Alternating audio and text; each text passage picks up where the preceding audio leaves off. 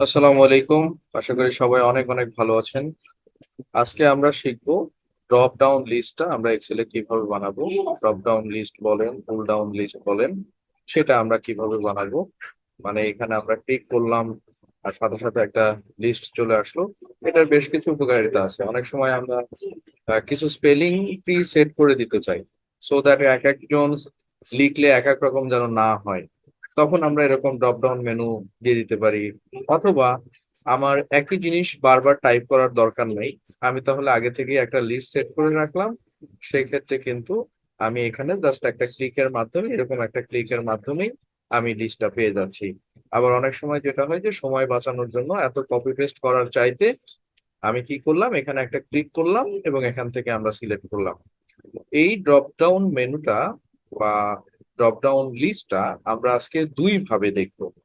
আপনারা দুইটা ভাবে এটাকে তৈরি করতে পারবেন। দুটোই আমার প্রয়োজন। অনেক সময় আমরা অল্প ইনফরমেশন নিয়ে করতে পারি, তখন একভাবে করতে হয়। এবং অনেক সময় আমরা অনেক বেশি ইনফরমেশন নিয়ে করি, তখন আরেক ভাবে করতে হয়, আমাদের সময় এবং ইফোর্ট সেভ করার জন্য। তাহলে চলেন আমরা শুরু করি। প্রথমেই এখানে দেখেন যে আমরা এমপ্লয়িজ নেম আছে বা পার্সন নেম আছে, আমরা তাদের ডিগ্রি গুলো দিব। লাইক এই যে এখানে লেখা আছে বিবিএ, এমবিএ, এলএলবি। এখানে আমি কপি পেস্ট না করে এটা তৈরি করবো। তাহলে আমি কি করব, আমি পুরোটা নিতে পারি অথবা আমি একটা সিলেক্ট করে নিতে পারি। এরপরে আমরা যাব হলো ডাটা। এই যে দেখেন এখানে ডাটা আছে। এরপরে দেখেন এখানে ডাটা ভ্যালিডেশন আছে।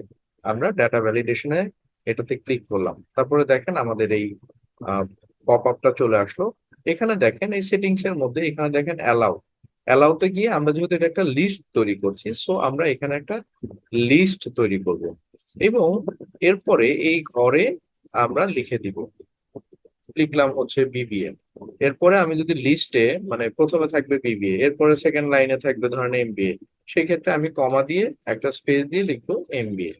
তারপরে পরের লাইনে আমি যেতে চাই এলএলবি, তারপরের লাইনে আমি যেতে চাই এলএলএম, তারপরের লাইনে আমি যেতে চাই বিএসসি। একটু সময় নিচ্ছি। তারপরের লাইনে আমরা যেতে চাই এমএসসি।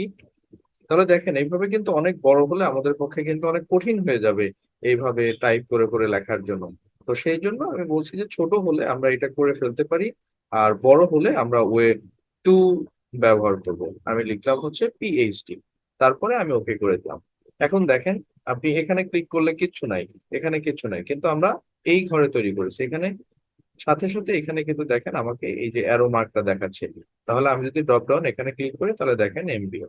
হ্যাঁ, এবার কি হবে, তাহলে আমার এমবিএ হয়ে গেল এবং সেম জিনিসটা কিন্তু আমি এখান থেকে ডিলিটও করতে পারবো। আর আমি যদি পরের ঘরগুলো টেনে দিতে চাই তাহলে পরের ঘর দিতে পারবো। আবার আমি চাইলে এখান থেকে, এখন কিন্তু দেখেন এখানে কিছু নাই, আমি চাইলে এখান থেকে কপি করে যদি এই ঘরে পেস্ট করি তাহলে কিন্তু তখন এখানে চলে আসছে। সো নর্মাল সেলের মতোই এটা রোল প্লে করবে।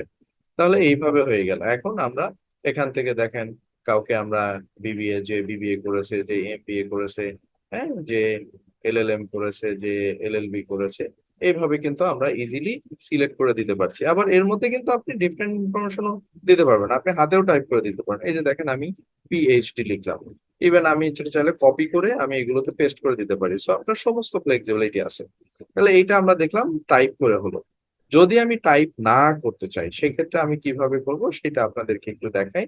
যেমন এখানে আমার অনেকগুলো ডিগ্রি লেখা আছে, আমি এত কিছু এখন টাইপ করতে চাই না, তখন আমি কি করব, সেম ওয়েতে আমি এখানে গেলাম, এক ঘর নেই আর আমি পুরোটা সিলেক্ট করে নেই।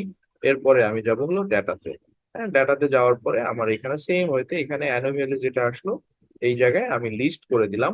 এবং তারপরে এই যে সোর্স আছে, এখানে আমরা আগেরবার টাইপ করেছিলাম, এবার আর টাইপ করব না আমরা। এখানে ক্লিক করে এই যে আমার সোর্স দেখেন এই কয়েকটা আমি লিখে রেখেছি না, এটা আপনি এক্সেলের যে কোনো জায়গায় একটু দূরে কোথাও লিখে রাখলেন, সো দ্যাট আপনার এটা ডাটার মধ্যে এসে ক্যাটারও করবে না। আপনি এটা সিলেক্ট করে দিলেন, এরপরে আপনি ইন্টার বা ট্যাব দিয়ে বের হয়ে যান, ওকে যান। এখন দেখেন এখানে কিন্তু এই যে আমি যেহেতু পুরোটা সিলেক্ট করে নিয়েছি যার কারণে সব জায়গায় আছে। এবার আপনি যদি একটা এখানে এই যে ড্রপ ডাউন বা পুল ডাউন যেটাই আপনি বলেন, এখানে যদি ক্লিক করেন দেখেন এই যে চলে আসছে বিবিএ করছে অ্যাকাউন্টিং এ, তারপরে এমবিএ করছে ফাইন্যান্সে। তাহলে দেখেন খুব শর্টকাটে আমরা দুটো ওয়ে শিখে ফেললাম। আমাদেরকে ইন্সপায়ার করার জন্য আমাদের সাথেই থাকবেন, চ্যানেলগুলোকে একটু সাবস্ক্রাইব করবেন, লাইক কমেন্টস করবেন। তাহলে একটু ভিউ বাড়বে, মোটিভেটেড ফিল করবো। সবাই ভালো থাকি, সুস্থ থাকি। আল্লাহ হাফেজ, আসসালামু আলাইকুম।